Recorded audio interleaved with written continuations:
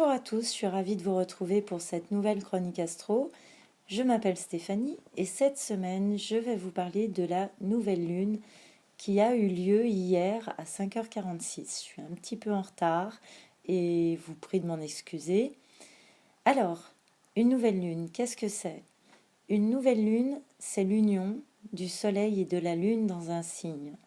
C'est le moment où les deux luminaires forment une conjonction et unissent leurs énergies. Et pendant quelques jours, elles s'harmonisent, se synchronisent, se remettent en phase.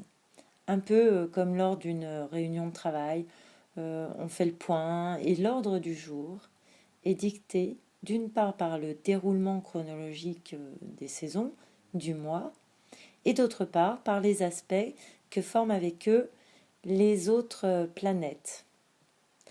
Quand le Soleil arrive dans un signe dit cardinal comme la Balance, il marque précisément le début d'une saison.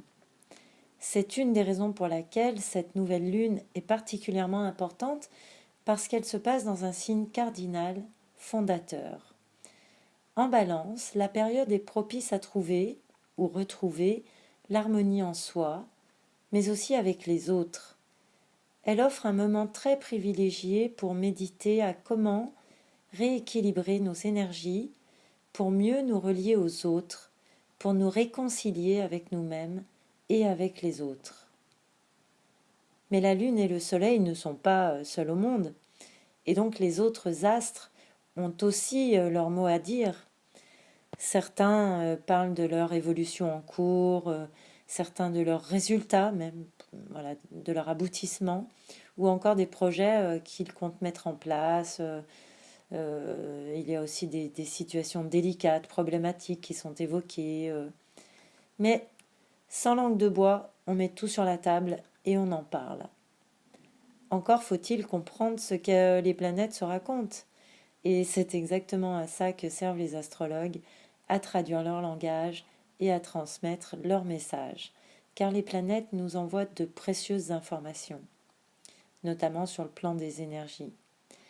Alors ça m'a donné envie d'imaginer ce que les planètes se diraient si elles pouvaient se parler dans notre langue. Ça a été un exercice très amusant. C'est parti. C'est Cérès qui prend la parole pour commencer. Chère Lune, cher Soleil, je suis conjointe à vous en ce jour de nouvelle lune parce que j'ai un message à faire passer. Et je vous remercie de m'apporter votre soutien. Le moment est venu de préparer les prochaines moissons en choisissant aujourd'hui, avec soin, les graines des fleurs, puis des fruits que nous récolterons au printemps.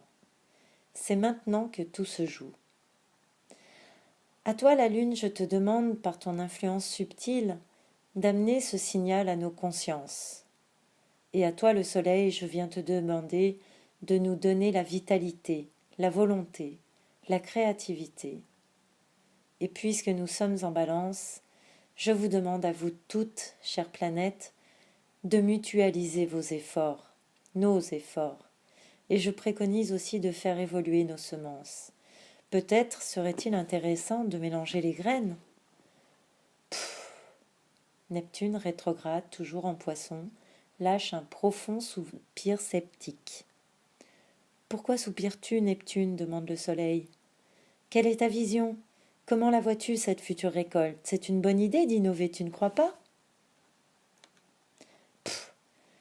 Mais vous rêvez là, on a déjà essayé de planter des nouvelles graines et regardez où ça nous a mené. Du maïs transgénique, des tomates qui poussent hors sol. C'est désastreux, lamentable.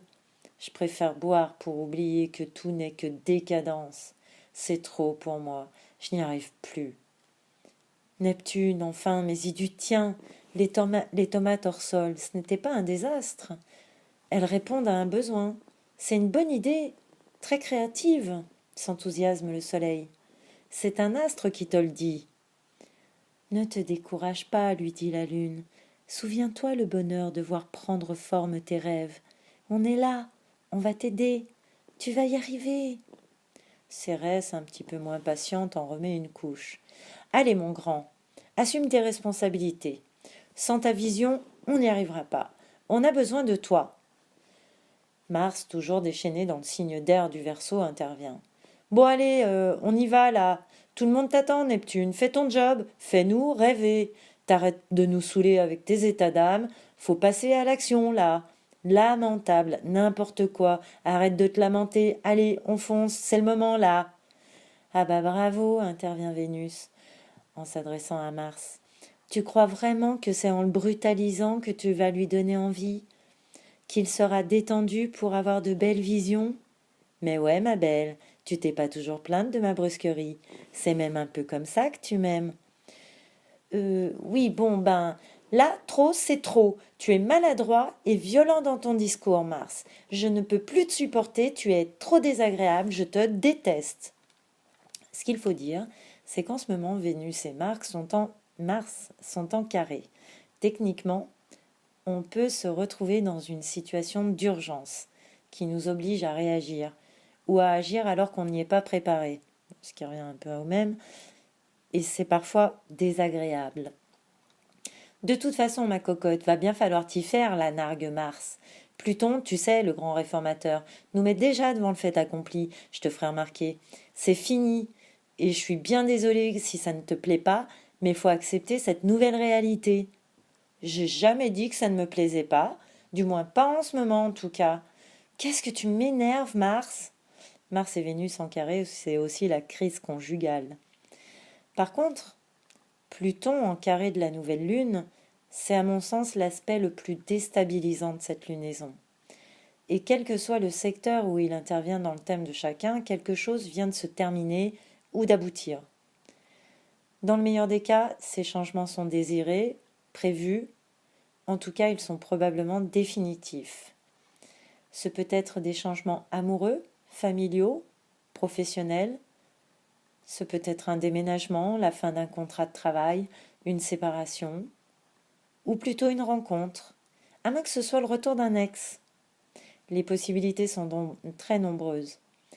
D'ailleurs, je donne une interprétation générale de la nouvelle lune. Tout dépend de où ça se passe dans votre vie, dans quel secteur. Et d'ailleurs, n'hésitez pas à laisser des commentaires en dessous de cette vidéo car ça m'intéresse vraiment.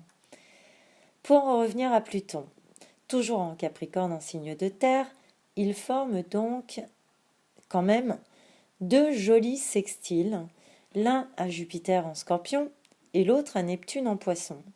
Et il leur dit Jupiter, non, Jupiter, tu veux du spectaculaire, de l'expansion.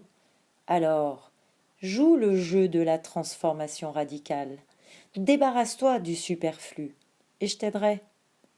Toi, Neptune, souviens-toi, tu as des anciens rêves plein la tête. Alors raconte-nous. Je ne te laisserai pas sans rien.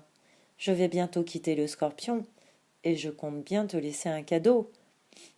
Permets-moi de t'aider à réaliser tes rêves. Neptune, déçu, s'adresse aux autres planètes.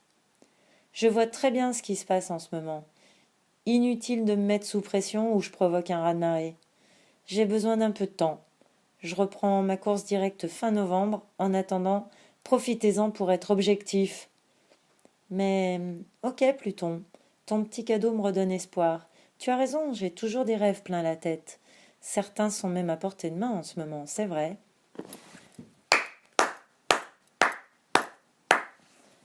Bravo, Neptune, bien parlé. Par contre, je te préviens cette fois-ci, car moi aussi je rétrograde. Mais tout le monde sait que ce n'est pas mon style de prévenir.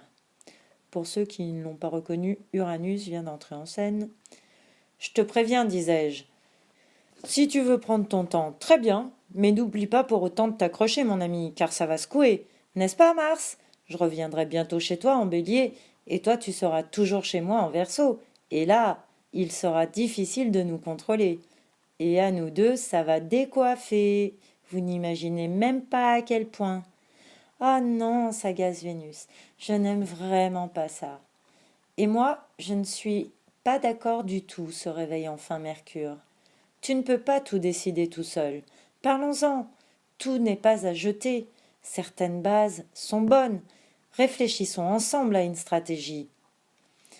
Alors, lors de cette nouvelle lune, Uranus est en opposition à Vénus et à Mercure, ce qui nous donne, ce qui va nous demander de trouver l'équilibre en faisant quelques concessions. Il va falloir accepter parfois des choses pas très agréables, des efforts peut-être, et parallèlement de ne pas agir impulsivement, de ne pas réfléchir, et en même temps de ne pas réfléchir infiniment pour autant.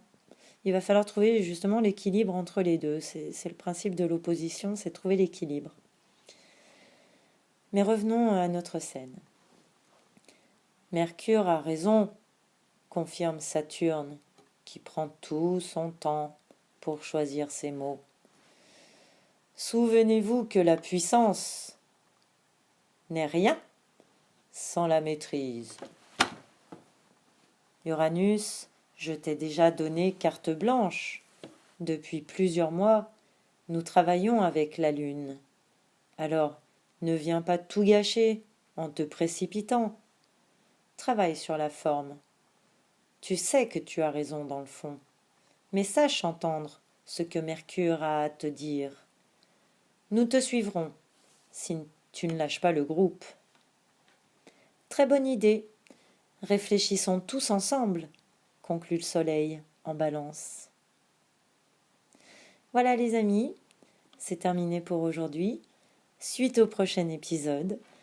J'espère que ça vous a plu, moi je me suis beaucoup amusée. Je vous souhaite une belle nouvelle lune et je vous donne rendez-vous pour la pleine lune du 24 octobre prochain.